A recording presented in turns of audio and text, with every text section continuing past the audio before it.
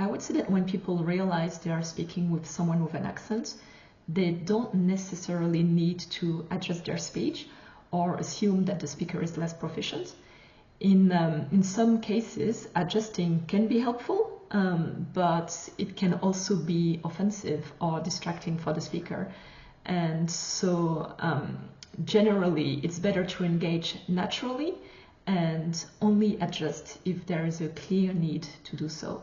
The main thing is that I would like them to ask clarifications if they don't understand something, not just to just let it slide.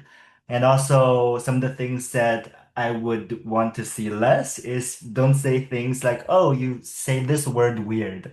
So when talking with someone who has an accent, I think it's important to first remember that an accent doesn't reflect their competence or their expertise. So I'd recommend focusing on what the person is saying, not on how they sound. And it's also important to remember that communication is a two-way street. So listeners also play a role in making it successful. So just being patient, not interrupting or finishing their sentences, listening actively, but also knowing that it's okay to ask for clarification respectfully if something is not clear. So I think the important thing is to understand that communication is a shared responsibility, right? So then they should focus on understanding rather than on judging an accent. It's really helpful if they are patient, if they are attentive, but they should not correct you unless they are invited to do so.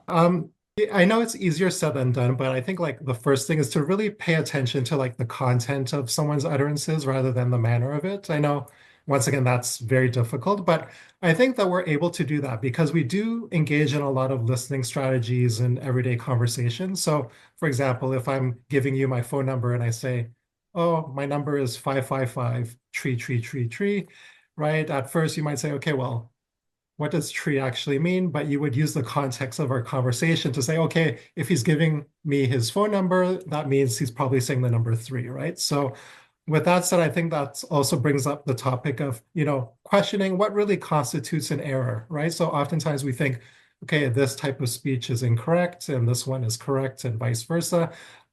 But when we're more aware that there are different varieties of English, for example, right? We have to really question whether people are actually using or speaking English incorrectly, right? Maybe it's just another way of using, English, basically.